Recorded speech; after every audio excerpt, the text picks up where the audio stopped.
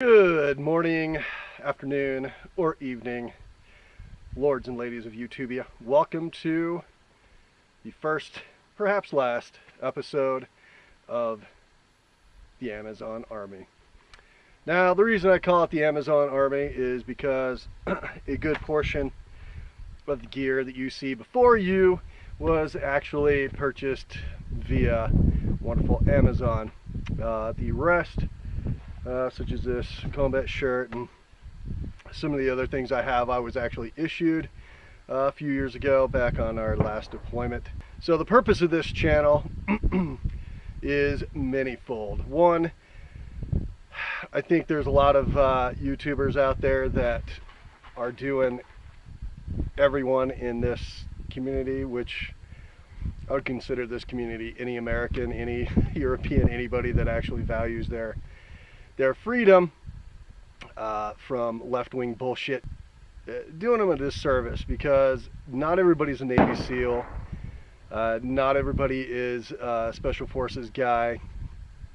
I'm not. Marine Corps infantryman, and I was in the California Army National Guard as a reconnaissance infantryman and scout. So does not make me special in any way. I deployed 5 times, so I do know a little bit about what I'm talking about just from a practical perspective. I'm a father, got 4 children, a wife, a house, 2 dogs, another dog on the way, and here it is, the 2nd of October. We have approximately a month before this debacle of an election is coming up, and frankly, I think we could all use a little bit of brushing up on our skills. So I'm out here in all my regalia just to see what things feel like and see how I make sure that my rifle is zero. The reason I say that I think some of the other channels out there do everybody a bit of a disservice is that they, for whatever reason, whether they're sponsored, whether they just have a shit ton of money, I don't know. You don't need to go out there and spend, you know, a couple $1,000s on your AR and then put another couple $1,000s worth of bullshit all over it to where the thing weighs, you know, 25 pounds. So anybody that's telling you that you got to have, you know, a rifle that's worth no less than $5,000 is just full of crap. I mean, honestly, if you think that good, if you got all that money, go for it. Buy it. Fuck. Who am I to tell you you can't? The fun thing is, though, that unless you go out and train like you're a fucking Navy SEAL or an active duty, you know, 101st Airborne guy or Ranger or whatever, you can have all the fancy crap on your weapon, all the fancy gear you want to. You could be decked out in $20,000 worth of bullshit. But if you can barely run from here to, you know, that berm over there,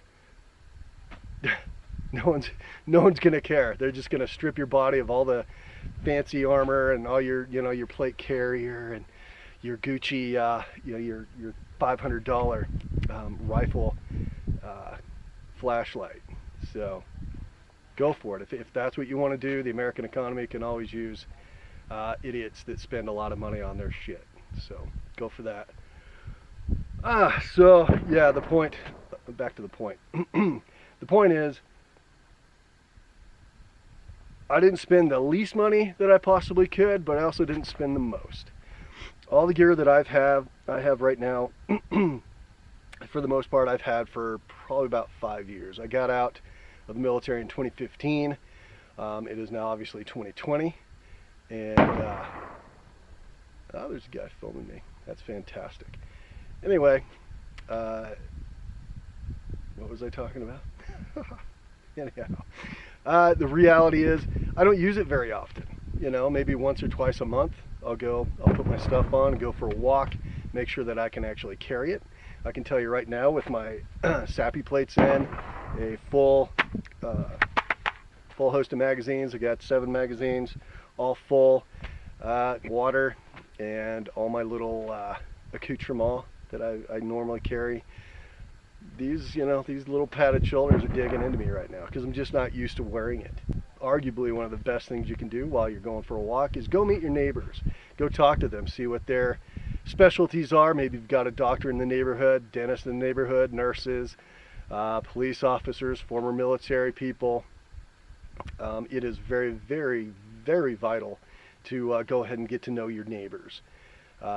If you don't, you're running the risk of having that one guy that does actually know his shit come and steal your, your $3,000 plate carrier and your $5,000 rifle in the middle of the night while you're asleep.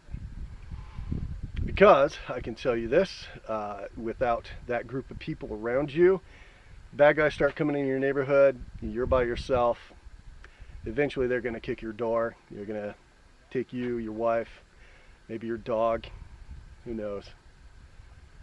Yeah, you can't do it by yourself. So anyhow, so that'll be that for today. That's the beginning. If you're still watching, you've probably made some poor choices in life, just like me. But let's get shooting. All right.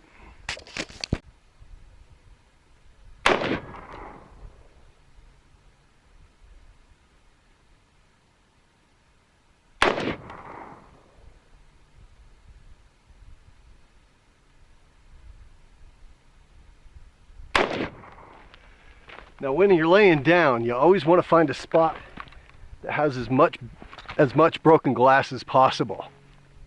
Pro tip. Alright, so when I'm making adjustments on my rifle, I personally like to just go one increment, well not one increment, but one deviation at a time. In other words, based on my 3 rounds that I shot over there, I want to bring the rounds left just a little bit.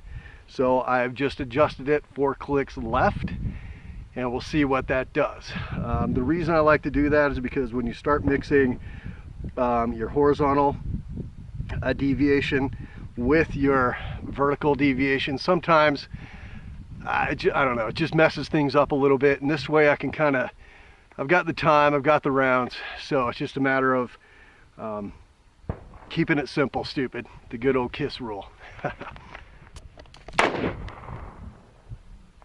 Cool, so now you'll notice these are my 3 new shots right here. That was pretty much where they're centered last time I kind of jerked that round out, but you notice they've come left. And that's exactly what I want. I was aiming. Now one of the things I try to do is, as I'm zeroing a rifle, is to try to make sure that every single time that I get in the position to shoot again, that everything is as much, can't see you guys, there we go, everything's as similar as humanly possible. So I've got this little bed of glass that I'm laying in, I've got the elbow holes that I've dug. I just try to keep things the same as possible with each, or as consistent as possible with each shot. That way your side adjustments actually mean something. So what I'm doing here is in the Marine Corps what we called brass. You breathe in, you relax, you aim, slow, squeeze. If you feel you need to readjust, you go ahead and do that.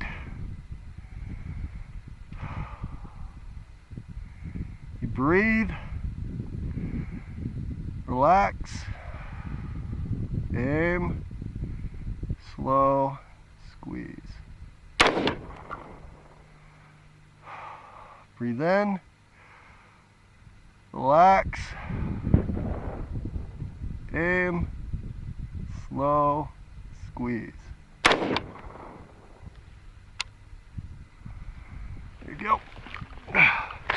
Don't ever need to do anything super fast, super jerky, just nice and smooth. Okay, so that time my rounds did go up just a little bit. I had 2 right in the center where I want them, but they were still low. I went 5 clicks. This time I'm going to go 10 just to see if I can get them up into that that target that I'm wanting to get. It's okay, so now this how 5 took my group up about that much. I need it to go up about that much. So what I'm going to do now is I'm going to actually raise it by 15 clicks. Last time 5, did an inch, so I'm going to go up 15 clicks total. I'm hoping that'll either bring it right into target, or at very worst case scenario, it'll go above my target now, and then I'll know how to go ahead and bring that down a little bit. All right, so that was 15 clicks. We'll see what that does for our grouping, eh?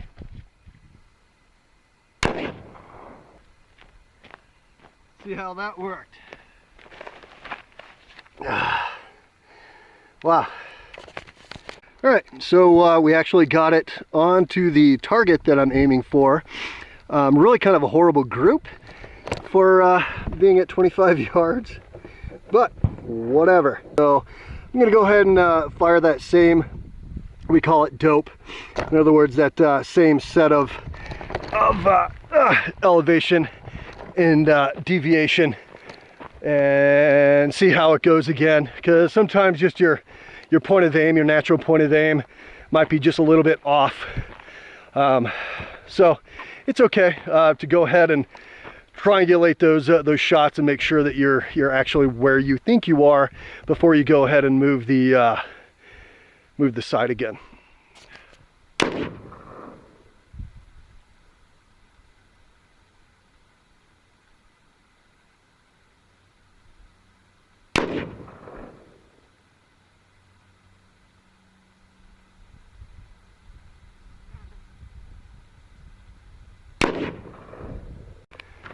Oh, damn. All right, so I got one in, and then I got weak on those. This is a situation where natural point of aim is off. They should at least be in this general area. Oops, let's try that again. Here's the last three. Now this is a nice group right here. This is within I wouldn't call it a dime, but it's about the size of a quarter. So it's pretty clear that I am still hitting to the right. You can see that. I'm still hitting to the right of this target. So we're gonna go ahead and bring it left. Oh, we're gonna go left about 20 clicks, and hopefully that'll bring us to the other side of that circle, and then we'll know where we're at.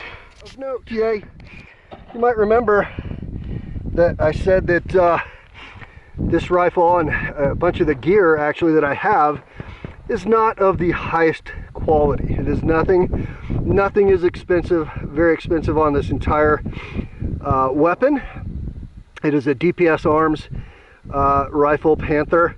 I believe I got it for about $500. That scope came from my local sports shop. Probably cost about $120. That little hollow sight that I've got going there, I got from Amazon for also probably about $80 or $90.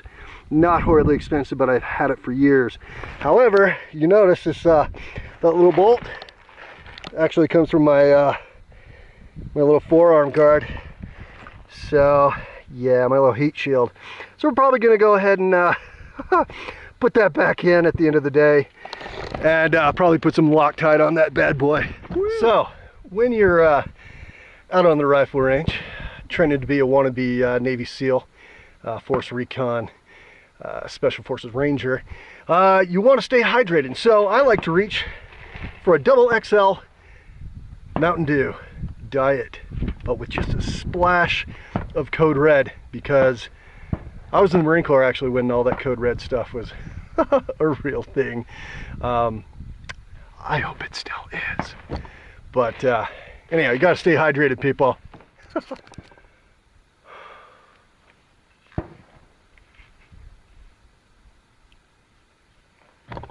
go get some. All right. All right, so we moved it 30 clicks left. We'll see what that does for us, eh? Oh. Now, it's always important to find the most painful ground possible. This spot not only has little shards of glass, but it's got some sweet rocks. All right, so again, we're checking our natural point of aim. We breathe in. We breathe out. Close our eye, open our eye. and hopefully your crosshairs are on target. Breathe in, breathe out, breathe in, breathe out. Breathe in. All right, it's better. They'll look like a better, not necessarily better group, but look like most of the rounds went where they were supposed to. I got to be honest, I'm getting tired. It's hot. These rocks, these little rocks, these rocks, and this glass aren't the most comfortable thing in the world. But you know, you train as you fight, right? It's not always going to be super comfortable. Let's go check the target. Oh, mo better. Okay, so what we did is that one, that one, and that one. We did that one earlier. So really the center of our group is somewhere right around here. So to be honest with you, I'm pretty happy with that. I'm gonna go ahead and we'll go ahead and put 3 more rounds into it, make very sure that the adjustment was right, and probably call that good for today, at least for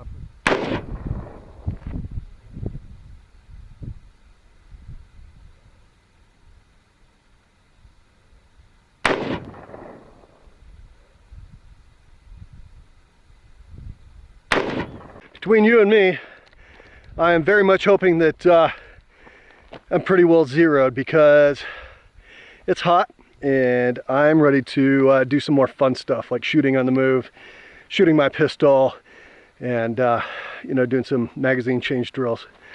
Oh yeah, so here's the 3 new shots, peeps. So that is what proper body alignment and zero will get you. Now that's dime size group right there. I would like it to be a little bit higher. I think I'll go ahead and probably adjust my my scope up about 5 clicks, but I'm happy with that. It's time to go look for the screw that fell out of my rifle. Fun.